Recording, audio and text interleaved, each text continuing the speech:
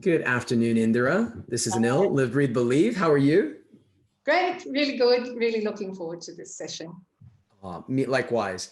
The topic that we wanted to discuss today is something that we've mentioned previously, and we've actually been waiting for the right time to have it. And it's around rituals and habits. Um, Indira, when you're thinking about rituals and habits, because I know this is something very important to you, actually, rituals and habits should be important to everyone. But when it comes to you specifically, what stands out? Um, there's lots of habits that we have that we just ordinarily do, and we just have to for self-care and hygiene and all those sorts of things. But a ritual for me is more around what's meaningful for me. So what are the habits, what are the actions, the tasks that I'm prepared to do and really are committed to doing on a daily basis? Could come down to a day, but in other ways it might have other time frames. But it's really around what are the things that I know if I put them in my day are going to be the life I want to live. How So about then, no, well, so I was actually just thinking, I'm like, great. So I've got my rituals, and we've had a debate on this too, is like routine. So I'm going to come back to that here in a second. So a ritual for me, I do love my morning coffee because that's my time where I'm breathing, I'm slowing down. I'm kind of like, okay, kind of thinking about my day and kind of going, okay. And I'm almost like, it's like that moment where they say, stop, enjoy the taste. Yeah. Take a deep breath. And so I do, that's one important ritual for me. Um, I know we talk about fitness, but for me, my fitness is almost like my daily ritual because it's something that unleashes and unlocks something within me. And I don't feel the day is complete unless I've done it. And that can include like a healthy rest or just some stretching. How about you? What are some rituals that are important for you? Well, absolutely meditation and hatha yoga, actually, and Okay. also walking. I need to be on the move. So if I can't do that, I'll get on the exercise bike. But to start my day and to really, what's the word? I guess get in touch with what is meaningful to me and know that I'm coming from my own higher self. We've talked about this so much. I can talk this way, I'm sure. But to ensure that I'm actually really connected with who I am, Mhm. that's when meditation is the place for that. And also to balance, keep my energy very balanced on all three levels. I was actually talking about this with a group the other night on a group call, is around understanding that our energy works physically, emotionally, mentally, and healing is about having those three levels come into balance in whatever time that takes. But when we're living through love and through our hearts and we're connected in our heart, which is what meditation does for me, then it's much easier, and it is the way to actually allow those three levels to come into balance. And then we are in greater flow, and we're healthy as well. It creates health because all of the systems come into balance. So um, and then hatha yoga, obviously for strength and flexibility, groundedness. I just love feeling my energy start to really flow through my body. My body needs it to detox and energize. So that's absolutely my favorite way to start the So day. I love the reason why I love that is, and I want to just make sure it's meaningful, it's connecting with yourself, it's all about balance in your systems, your mind, body, and soul coming into balance. And so that's why I think when you and I chatted once about routine, I'm like, well, isn't a routine ritual like brushing your teeth? I mean, I'm sure some people might find a way to find balance by brushing their teeth, but what's the difference between a routine and why is that not? Why can't we see that as the same? Really what comes to me is it's more like that. It's more like mindful health, Mhm. it's mindful living and really knowing why we do that. I want to drink clean water is a really simple example, and I get got a water filter. Everything I cook is in filtered water because I don't want to add any further toxins to my body. I want control of my health as far as I can, and I can't impact on the pollution particularly enough to make living in London the healthiest place to be living. However, I can do everything I can with my own environment. The ritual is partly it's devotion to self, right? Mhm. And that all of those things that I put in place for myself are about honoring and respecting the quality of life and the quality of person I want to be. So I love that because again, it's these simple words that just have so much beauty and power to it, right? It's mindful, it's meaningful, it's balance, it's devotion to yourself. And something that you've mentioned to me is 4 steps that you believe one can take in order to kind of formulate these rituals and the habits. And do you mind talking us through kind of those 4 steps? Oh, I absolutely want to. Well, the four steps are about being more conscious and making a more mindful choice. We have choice, and there is a point of choice in every pause between, will I do this, will I do that? We're in a point of choice. So the way to create the life of your dreams, to put it in a fairly trite, hackneyed way, is to really think about what do those things need to be and do more of them. So, a friend once said to me when I was just hankering to be in Italy, she said, so bring Italy to you. And I started cooking Italian food and getting out my Italian language books and CDs, the audios, and learning a bit of Italian and going into parts like in Melbourne where I lived in the past. There's an amazing Italian area, and I would just go hang out with the Italians.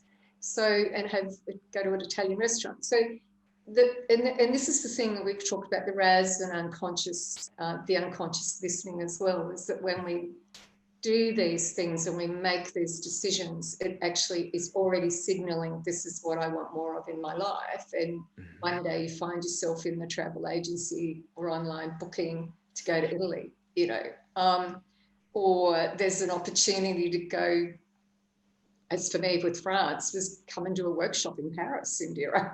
Okay. I'm there. I'm there. So yeah, I'm there. I'm on the Eurostar. So the 4 steps in short, but it's really important, Anil, to know why we do things, right? That's our power. That's where our power lies, in our choice. And if it's a mindful, intelligent, conscious choice, then we can also measure it and monitor it and make a change to it if it's not working for us or we want even more of it. So the 4 steps are to know your outcome. What is the dream? Like, what is it? What's your why? Simon Sinek says, know your why. And also to have enough information around that to know why you're choosing that why. What is it about this that is going to help you stick with it because you've got an intelligent understanding? I need to know the information behind. I want the science. I want the spirit. I want the, like, help me understand, and then I get it. But I also know that when I do know those things, my body gets it and change happens quickly. I don't have to put in a lot of effort to have it happen. So there's something about engaging the intellect in this as well.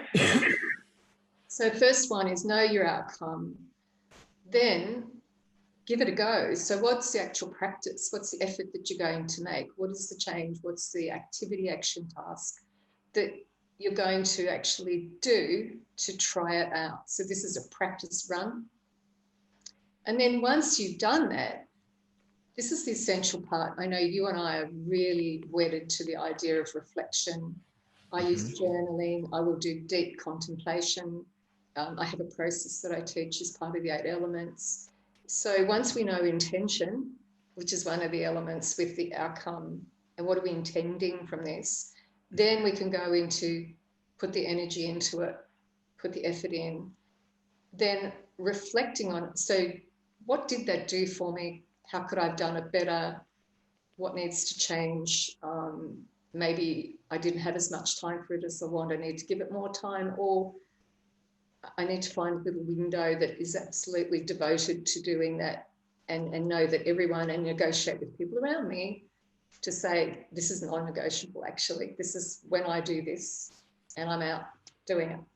And then the fourth step is, so you've got goal, give it a go, practice it, reflect on the outcome, the impact that it's had, and then apply it in its refined form, as refined as it can be at that point, as part of your ritual in your life.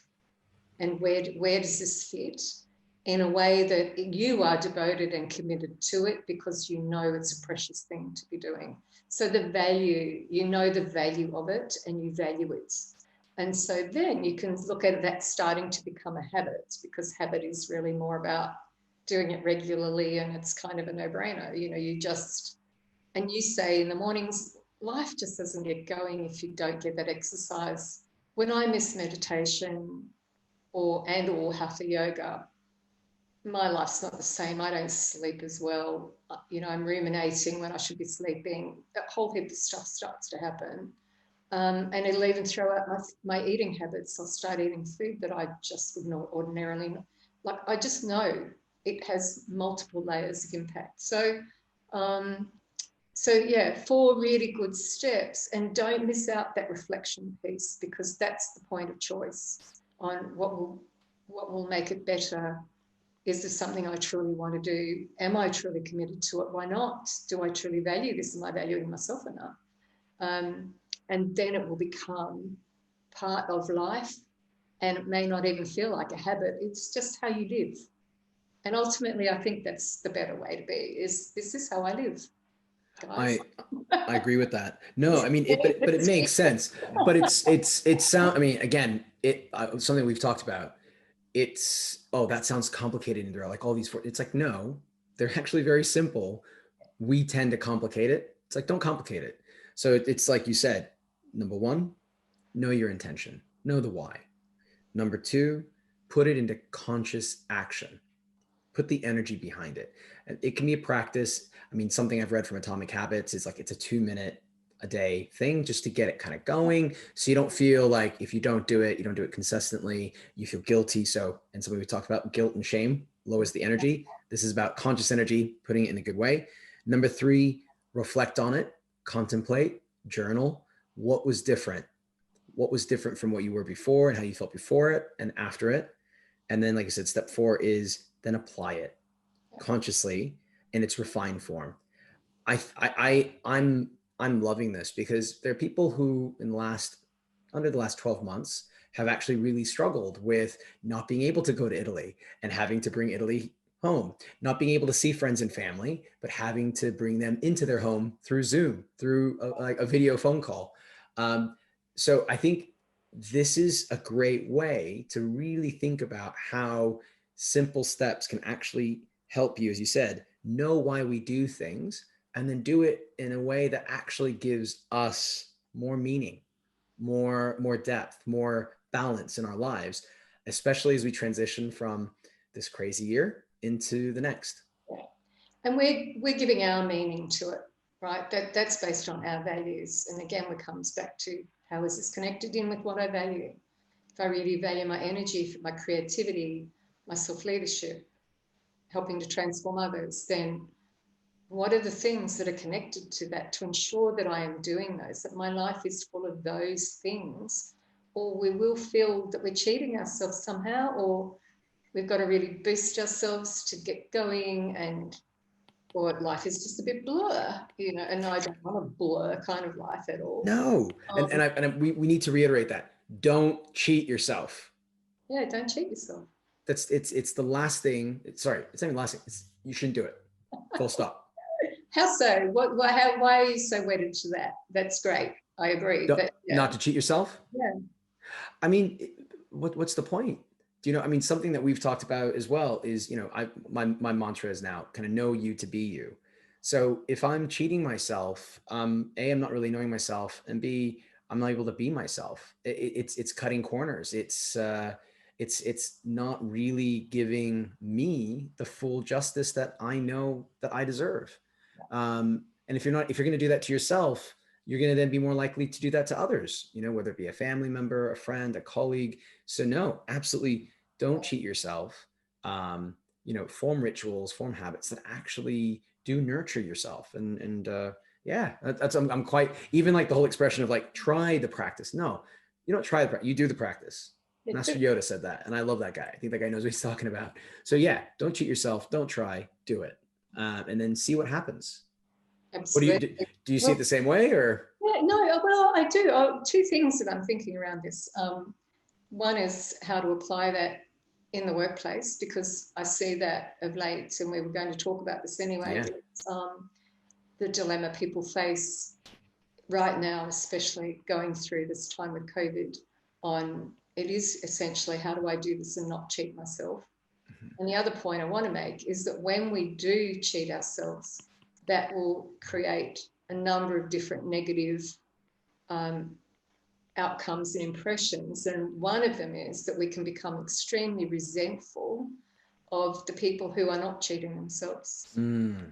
And that's where jealousy and envy comes in, right? Because we recognize that in some, it's not that they're lucky. You can excuse it as, oh, they're just lucky, or they've got more skills than I have, or they've got more money in the first place. Like, we'll find all the ways to justify it. But actually, what we're really seeing is, from our perspective, we don't know necessarily that they are giving themselves what they want and we're not.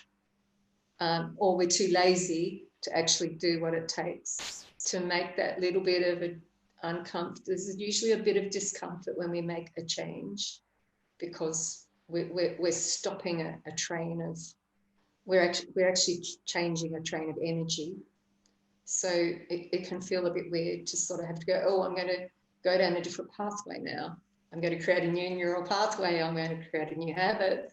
And that one's already very strong. So there's potentially that gap or that void, or even agitation, discomfort, frustration that comes in creating it. So I get you.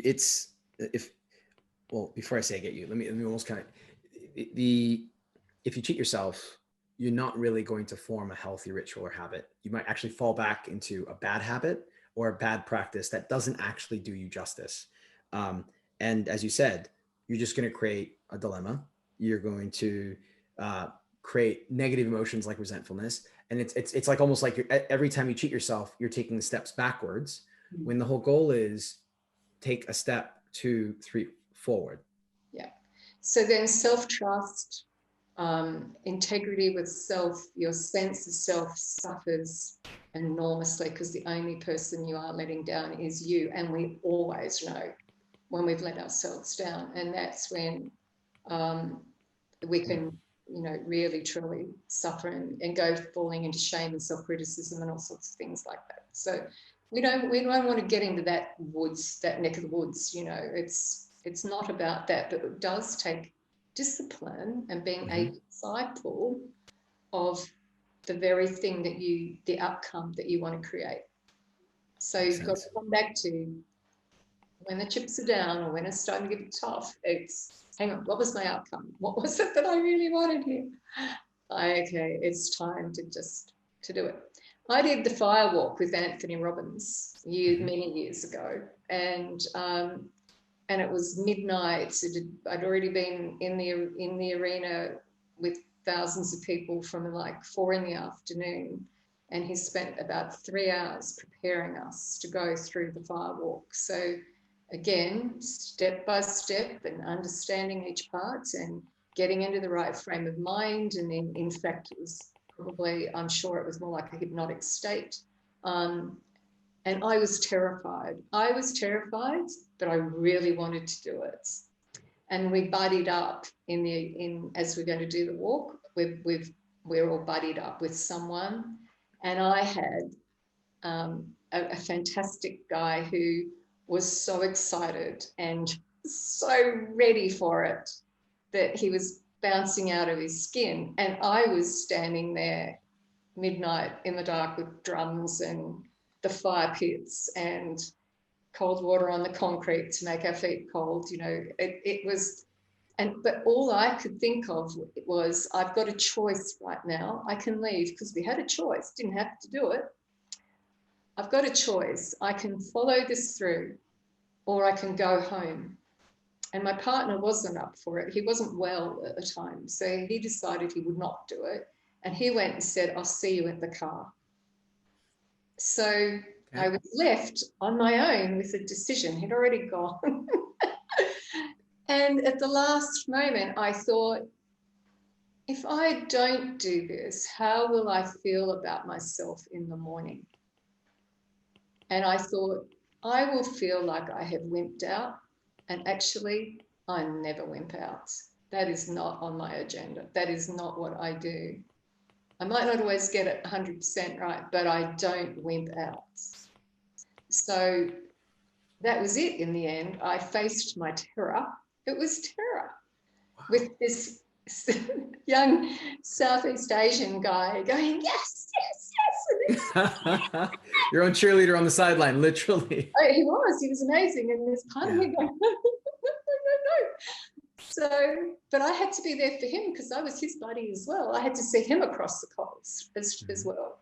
So, you know, there's that, and I did do it, and I didn't get burnt. I did that firewalk. I will never forget that. That shaped. I have to ask you, sorry, how long, how are we talking, like 3 meters? Just what's the distance that you covered with it? 5 very large steps. So probably Jesus. 5 meters. Wow. Holes. That's incredible. And it turned all the lights out so you could see them glowing. That's incredible. The way to therapy. Do you know where it's coming from? That's my celebratory music. It's a funny, I have no idea where that's coming from. And it's gone. All right. There we go. So 4 or 5 big steps that you had to take. And I mean, that must have just been, like you said, another level. Yeah, it was. It really was. And we had things we had to remember to do as we went, so we didn't get burnt.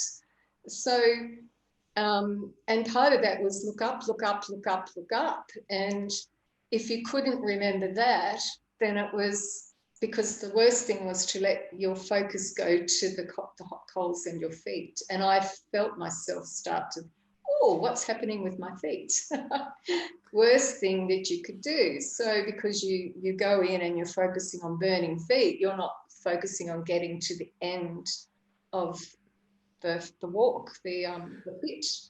So, I mean, hey, that is absolutely incredible, because I think, you know, folks might hear this and go, okay, it sounds a bit frilly and come on, like, yeah, walking on it. No, that I think, but if we just even think about the mental preparation that you went through, and I just want to focus back on, if I don't do this, I'm wimping out, and that's not me. I'm not going to cheat myself. I'm not going to cut corners. Mentally, you are prepared. Physically, you were prepared. You had positive energy around you and people supporting you. And you're like, right, I'm doing this. I just want to ask you, just on the back of that. So recently you've had conversations with folks in industry.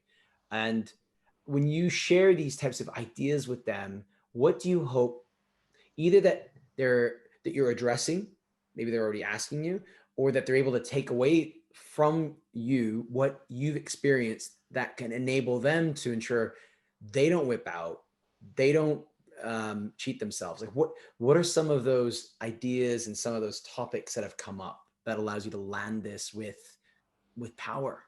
I think you have to want it enough and know that if you don't do it, you are letting yourself down, and not to feel that there isn't a way.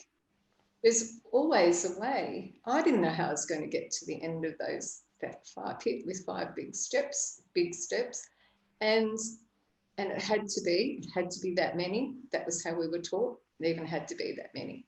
So I lately doing masterclasses on various things, like we've talked about the inner critic. I've done some around presence and understanding around how do we get into our own authentic, essential presence, so we are who we are to others. That we can.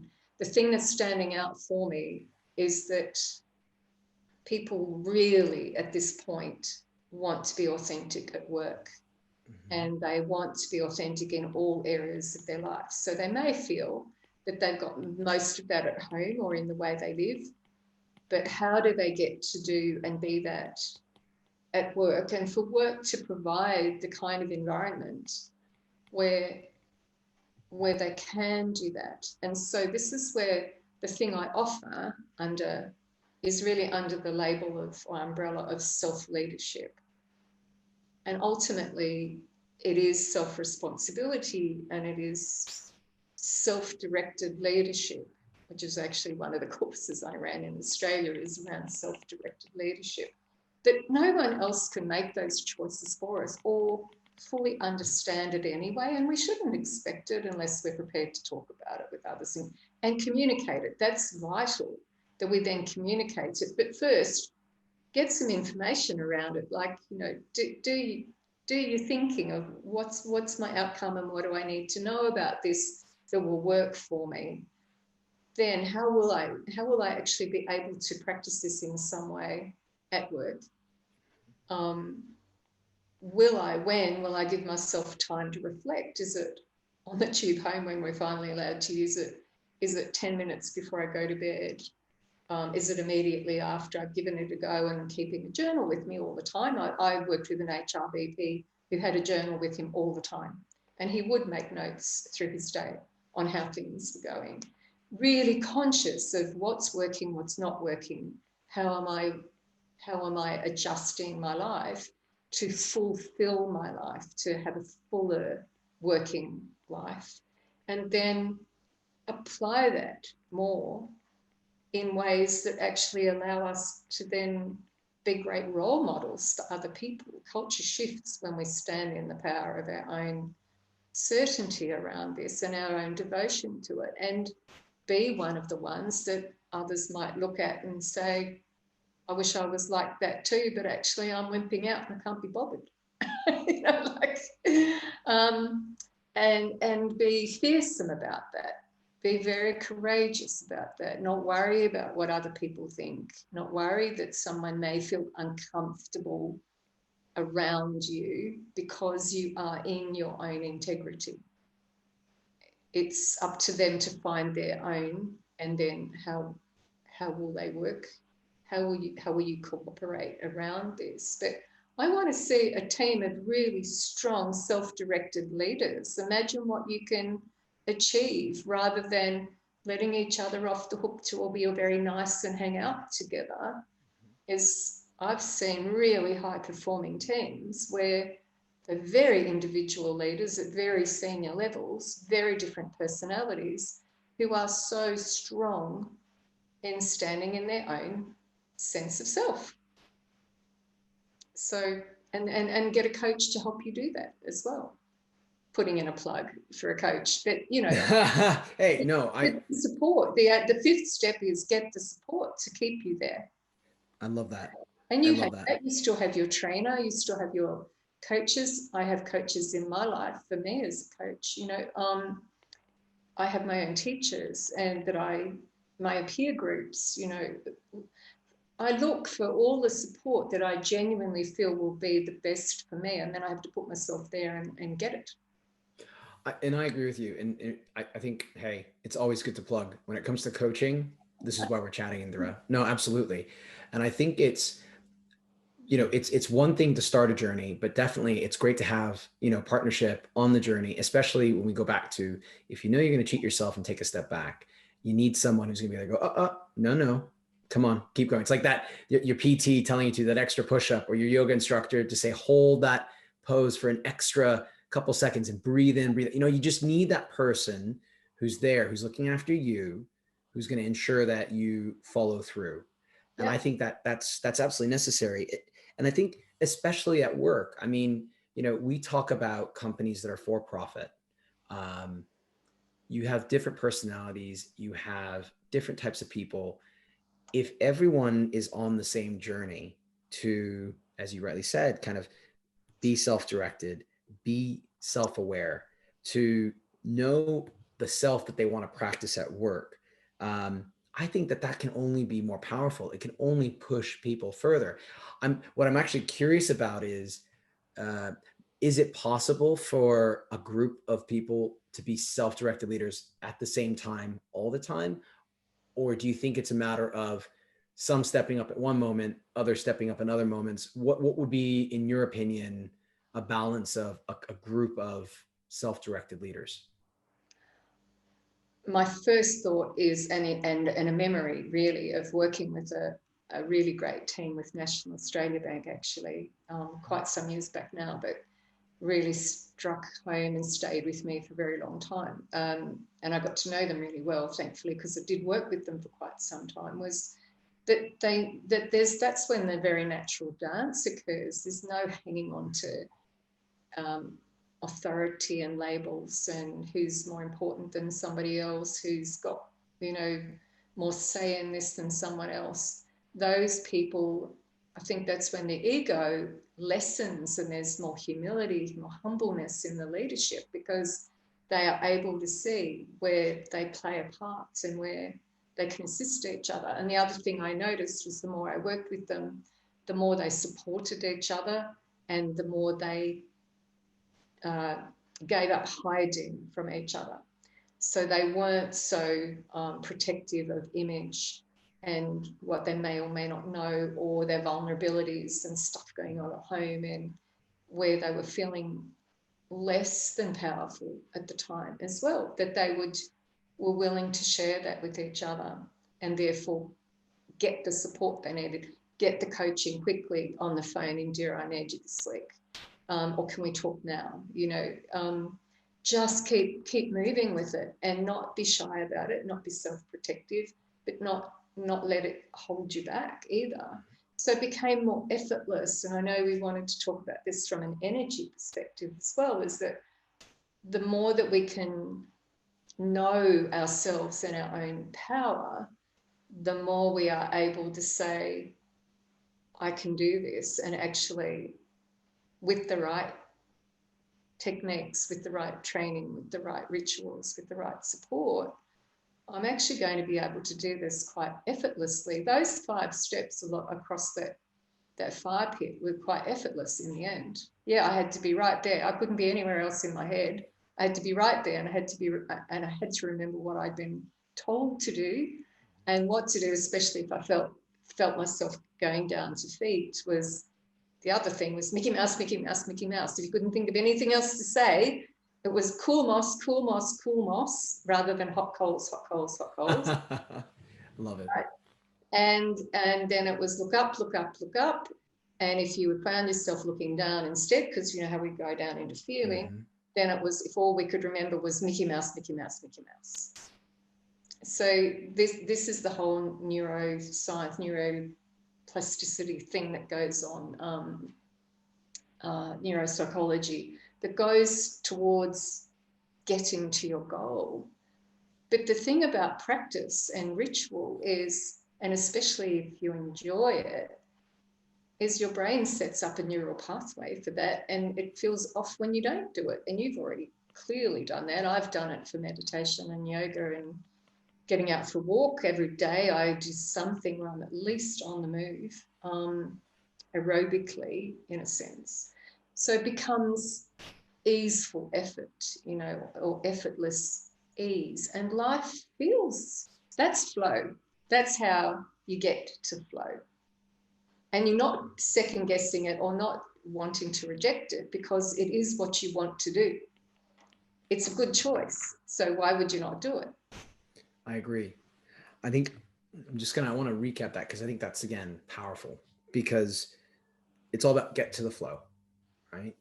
And once you're in the flow and you do that flow repeatedly, you're in balance, you're looking after yourself, you're going to ensure that you create those neural pathways, and those rituals become habits, those habits become rituals. But again, they're things that look after you. And so I took away 3 things from that. It's all about simplicity, right? Keep it simple. Let's not complicate it. It's about manage yourself and your thinking. Go ahead. Well, I was going to say, with simplicity, where we get undone is simple is boring. We don't want to do boring things, but we don't also want to stress ourselves out and burn ourselves out. And it feels like such an effort when it's 6 a.m. to get out of bed and go shower and get yourself onto the mat and finally get to breakfast, right? So there's the dilemma there is it is better to go for simplicity because that's energy conserving. We're talking about creating power, but don't get caught in it all having to be super exciting either. Mm-hmm. But if it's fulfilling, if it's a fulfilling experience, that's just building the chocolate cake with the cream and the decorations on the top and the cherries, right? That you start to fill yourself up. But I mean, absolutely. I mean, it becomes fulfilling. I think the key is by removing the mindset that this is difficult, this is complicated, and you simplify it. Yeah. You make it so that it can be something that you do when it suits. At that stage, it becomes to the point where, like you said, it is fulfilling when you do it.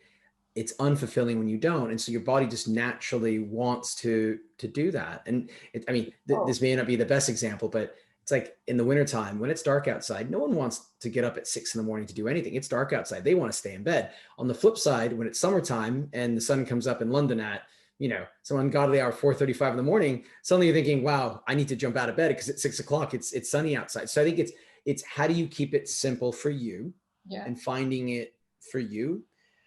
The second you mentioned then is, I think then not only becomes more fulfilling, it becomes effortless. Yeah. It's unencumbered. It's something that you strive to do, something you want to do, something that makes you whole. And then the third is, again, it's knowing you. It's about doing something that fulfills that authentic self, capital S, right? And by being and following and looking after the authentic self, again, it creates a far healthier loop for you that you mentioned, just makes that ritual, that habit more sustainable, more measured, more mindful.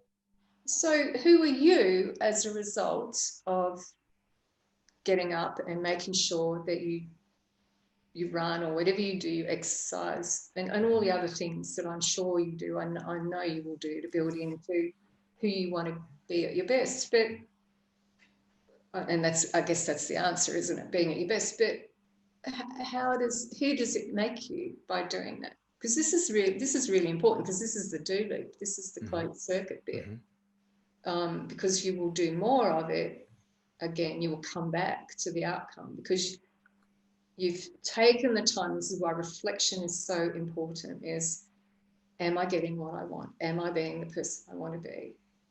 And if not, what do I need to change? So, yeah, what does it do for you? It makes me feel complete. I mean, it's something that I'm doing for myself. It's something that's going to set me up to be then better for others. It's something that I feel, and I've done it in the last couple of weeks. I've been waking up at 6 a.m. to get onto my turbo, my bike at 7:15 to do a session with some friends virtually. I do that because I get that connection. It's that I finish it, I get off the bike, and suddenly I'm ready for the day. I've got the juices flowing. I suddenly feel like, ooh, maybe I've had an idea or two on the bike that I want to tackle, an area that I want to focus in on. So what it does is it's how I unleash my inner self. And it sounds maybe a bit kind of foo-foo, but like it is truly that. And it's what we talked about earlier about it allows me to come into balance. And I'll also know that if I've not done it, I may not be at balance. There are times where I've not done it. I've gone for a run in the morning and I feel a bit lethargic. And I'm like, I'm just going to go for that run at lunch. I go for that run at lunch. I come back. I feel like a different person. I feel reconnected.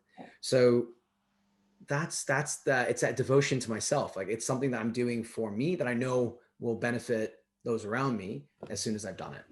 And how do they benefit? Because I think this is another important thing to kind of truly contemplate as well is, and I have to say, if we look at the gender side of things, women tend to do it more for others than for themselves. And that doesn't work either. But it is give and receive. So giving to self in order to give to others, and receive from others in order to receive for ourselves. Like I know they do receive as well, but no, you bring it to others. Yeah, I feel it. It brings positivity. I think also it's that something I've been thinking about as well, and I've had a separate chat on is uh, I don't want people to be told to do what I do. Like I don't want to tell people, I don't want to tell my girlfriend, wake up at 6 in the morning and go for a run, get on the turbo. Like I don't want to do that. Have her find her own way. But when she sees me achieve something during the day that's either work related or athletic or it inspires her. She wants to kind of find that herself. So I think it's again, it's also that setting that example. So you're not directing people to follow your lead or to, but you're hopeful that even like by listening to this conversation, people will go, yes, I really want to form healthy rituals and habits. Yes, like that's how I can do it. Yes, like, and as soon as they think that, that's less people cheating themselves. That's Yeah. less people finding what is best for them, and they're unleashing and releasing their own self. And I feel like it just self perpetuates into more positivity, more energy, the type Abs- that we would like to have versus the others that kind of deplete and take away. What do you think? yeah, absolutely. And that's the role model bit, right? In the end, all that can happen really is that people look at us and say, as someone did say once to me, was, you do something, don't you? What is it that you do? I know you do something. What is it that you do? And I said, are you talking about meditation, maybe? But he was talking at that time, the first time we'd met was about, and it was a business situation. But he even kind of jumped out saying, I know you do something. I mean, it was a pretty interesting conversation, really, that someone would even be prepared to do that in a business meeting. But for you, Anika would look at you as, I see who this person is and I admire that.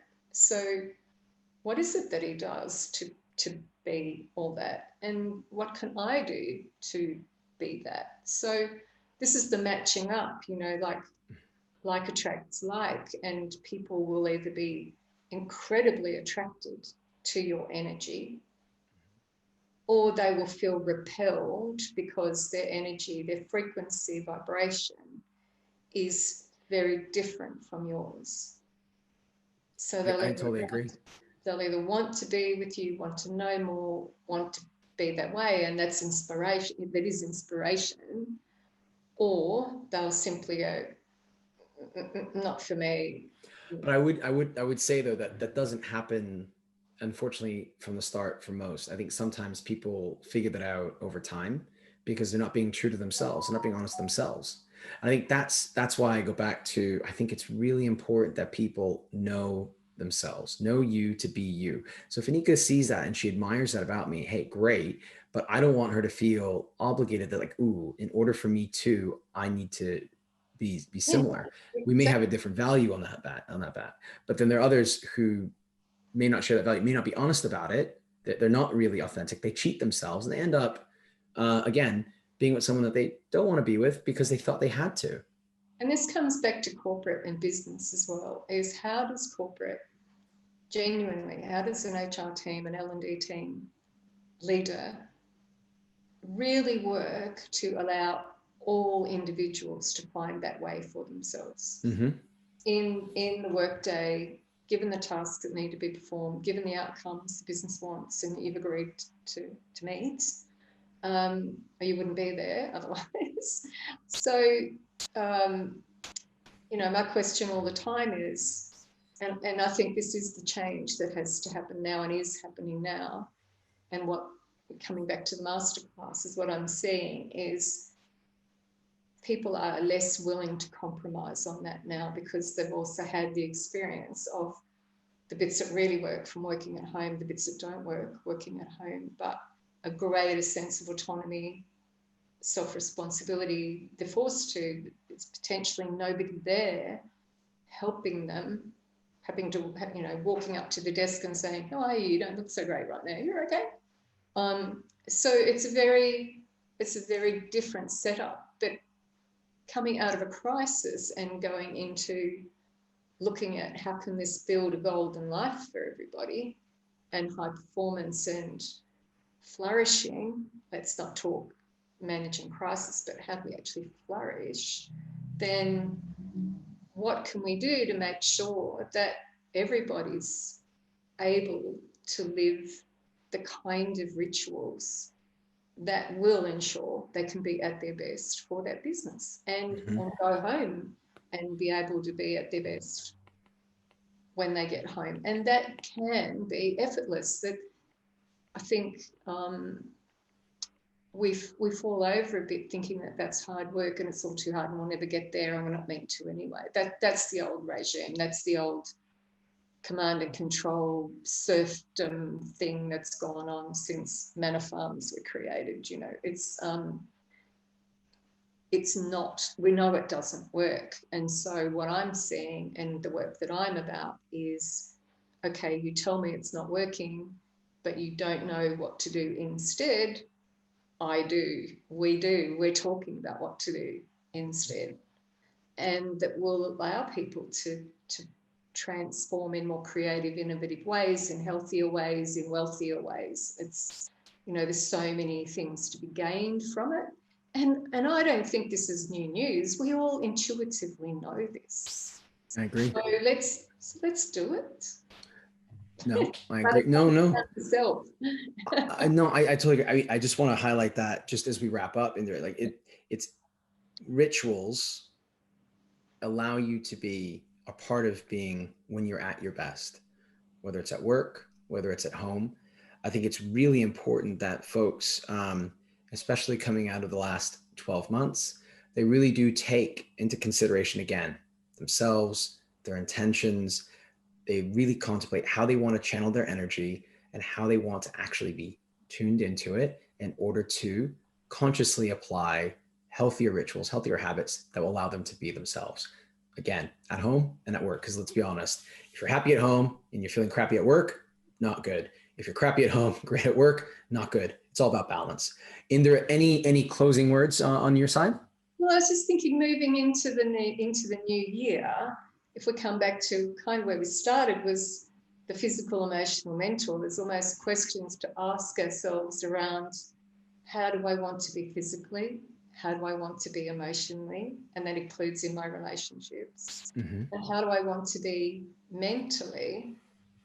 And essentially what you and I know is that you need to start with heart. So what do I want to be spiritually in order for those physical, emotional and mental levels to be really zinging and high frequency and energized and free-flowing in harmony and balance? So my question then would be, as it was to you while we were preparing for this, is what would be life transforming for you if it was part of your regular, I won't say daily necessarily, but it does come down to daily. But what would be life transforming for you if it were part of your regular ritual? I love that. I want to be thinking about that because, yeah, I think that's when you start to create something different. You create a different, it's that shift, it's that mental shift. So what would be life transforming for you if it was part of your ritual? No. So folks, I want you guys to think about that because we're going to address that in the new year. There are 4 words that genuinely capture my conversation, my rituals, and my partnership with Indira. And it's something that she shared with me from the start. And I want to share with you all again. Still mind, wise heart. Indira, it was an absolute blessing. I'm grateful that we had these conversations in 2020, and I look forward to seeing where we go in 2021. Thank you so much. Thank you, and thank you for bringing the end of the year to such a great note as well, and setting up for the new year. That's the whole idea. But yeah, have a wonderful time over the holidays and have a great rest. Come back transformed. I know, exactly. It's always like switch off, come back, rejuvenate, recharge, get back to it. So thank you so much. Sorry, say that again. next part of the spiral, Exactly. The spiral continues and round we go. up, up, up. Exactly. And moving forward, not backwards. We're not cheating ourselves. Not in 2021. Oh, no, true to self, true to self. Exactly. Know you to be you. Indira, thanks again. Thanks everyone. Big hugs. Heaps of love. Bye. Bye.